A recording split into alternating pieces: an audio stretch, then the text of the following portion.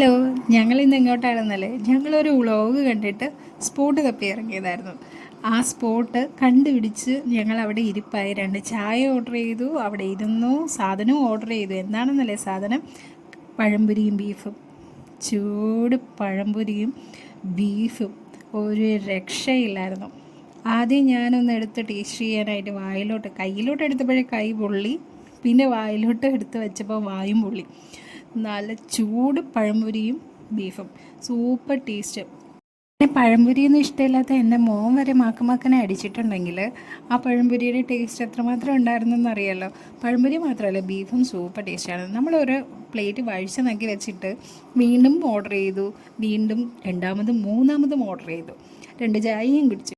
ഈ സ്പോട്ട് എവിടെയാണെന്ന് വെച്ചാൽ നമ്മുടെ ട്രിവാൻഡ്രം കരമനയിലെ നീല ഹോട്ടലാണ്. ഗുഡ് മോർണിംഗ് ഹോട്ടലിൻ്റെ ജസ്റ്റ് ഓപ്പോസിറ്റ്.